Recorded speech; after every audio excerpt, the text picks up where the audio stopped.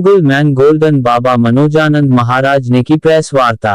पिपलेश्वर धाम काकादेव में श्रीमद् भागवत व श्री राम कथा का 17वां वार्षिक महोत्सव होगा। 21 को रुद्राभिषेक और 26 को विशाल भंडारे का होगा आयोजन।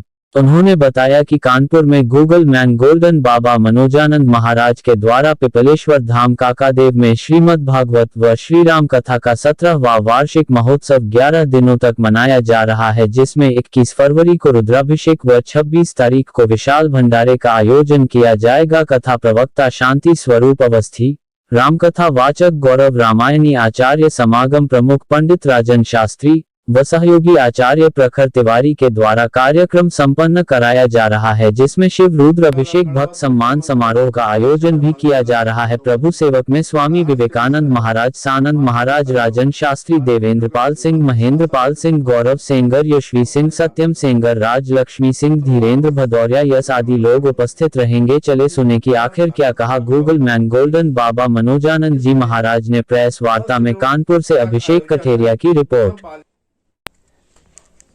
प्रत्येक दिन मतलब 15 से 25 तक सम्मान समारोह होता भक्त गोपाल भेंट करते हैं, ताकि हमारे जहाँ जाएंगे गोपाल है वहाँ होगा देवालय। हम चाहेंगे 2 शब्द हमारे आचार्य जी भी आशीर्वाद स्वरूप। मंगलम भगवान विष्णु, मंगलम गणवध्वज, मंगलम पुंडरीकांचा, मंगल तोर। मैं गूगल गोल्डन बाबा मनोजानंद जी महाराज। आप किस तरीके का भागवत कथा का आयोजन करा रहे हैं, उसके बारे में पूरी जानकारी दें। जय श्री कृष्ण। ये भागवत कथा हमारा मंदिर का जो वर्षगांठ होती है, जैसे लोग बच्चे की वर्षगांठ करते हैं तो मंदिर की वर्षगांठ करते हैं। शिव पार्वती धाम मंदिर है। 2006 में इसका निर्माण माता पिता के आशीर्वाद से हुआ था, लड्डू गोपाल जी का आशीर्वाद से हुआ था। उसके उपरांत तब से लगातार भागवत कथा और राम कथा का आयोजन चल रहा है, जो निरंतर गतिमान है। आज 17वीं साल में प्रवेश कर चुका है हमारा भागवत कथा का आयोजन। मना रहे हैं आप? आपकी 17वीं साल इसकी 17वीं वर्ष इसकी है।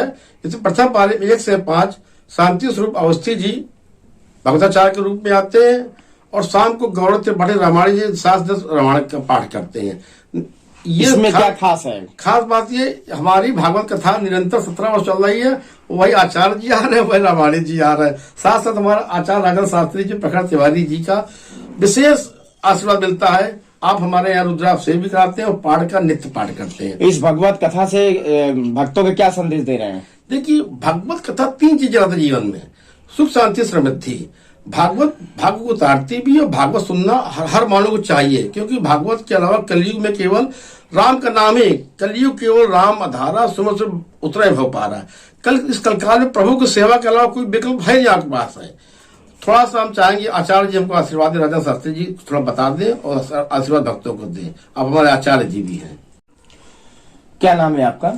मैं पंडित राजन शास्त्री, मैं गोविंद नगर में रहता हूँ, और हमारे महाराज जी से हमारे बहुत स्नेह है। लड्डू गोपाल जी ने भेंट कराई। आज कई वर्षों से हमारा स्नेह है लड्डू गोपाल जी से, हमारे प्रिय महाराज जी से भी।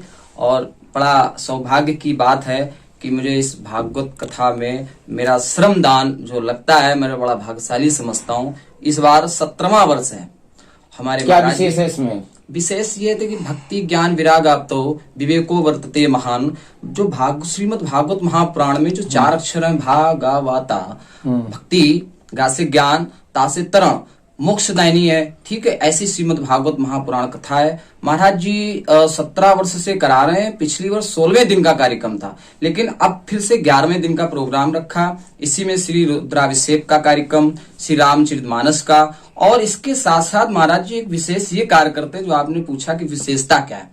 हमारे महाराज जी क्या करते हैं, जो सामाजिक कार्य करता है, जो मतलब पैसे वाले नहीं, सामाजिक, जो समाज के लिए विशेष योगदान करते हैं, उनको हमारे महाराज श्री शाम को 4 बजे से लेकर इस आयोजन में विशेष ये बात है कि महाराज जी जो समाज में श्रमदान करते हैं, विशेष योगदान करते हैं, उनको विशेष सम्मान देते हैं। जैसे अगर रुक्मणी विवाह होता है, उसमें माताओं को कम से कम 500 साड़ियां दान करते हैं सभी माताओं के लिए, और प्रतिदिन जो हमारे समाज के कार्यकर्ता हैं, श्रमजीवी हैं, बुद्धिजीवी हैं, आदि आदि व्यक्तियों को साल या लड्डू गोपाल आदि देकर उनका सम्मान करते हैं। जो प्रतिदिन भागवत विराम होने के बाद 4 बजे से लेकर 5 बजे के मध्य में बुद्धिजीवों का सम्मान समारोह होता है। और इसके बाद 21 तारीख को भगवान शिव का जो पिपलेश्वर धाम है यहाँ का एक वर्षगांठ के रूप में रुद्राभिषेक कार्यक्रम कितने दिन होगा। चलेगा ये कार्यक्रम? ये कार्यक्रम 11 दिन का है। और 26 तारीख को विशाल भंडारा, जो सुबह से लेकर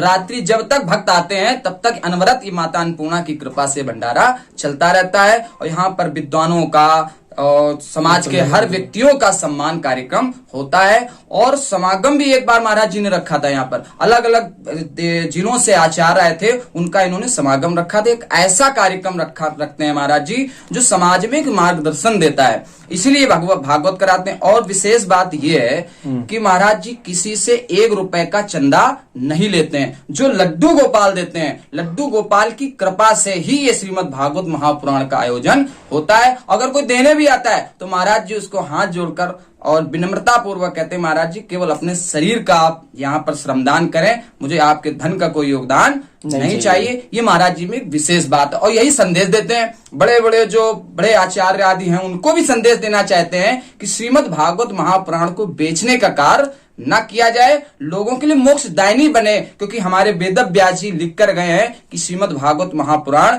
मोक्षदायिनी है, मोक्ष का काम करे और आज भी मोक्ष दे रहे। लड्डू गोपाल महाराज जी जहां जहां देख कर आए हैं वहां पर कुछ न कुछ विजय ही प्राप्त हुई है। न जाने कितने लोगों का, कितने भक्तों का कल्याण हुआ है, जो आज महाराज जी को जगह जगह आज इनका यश फैल रहा है, कीर्ति फैल रही है। आज महाराज जी को लोग पूछ रहे हैं जगह जगह। आज कानपुर में ही नहीं, कानपुर से बाहर हमारे कई यजमान खुद हैं, दिल्ली वगैरह अन्य राज्यों में, वहां महाराज जी को निमंत्रण देते हैं कि महाराज जी आप आइए। लेकिन महाराज जी क्या करें, लड्डू गोपाल ने इतना इनको यश फैला दिया कि समय नहीं निकल पाता है कि दूसरे राज्य में जा पाए। बस मैं अपनी वाणी को विराम करता हूँ कि भागवत की कथा भगवान कृपा से अच्छे से आयोजन कार्यक्रम संपन्न हो और सभी का कल्याण करे। इसी के साथ मैं अपनी वाणी को विराम करता हूँ। जय श्री राधे, जय श्री कृष्ण।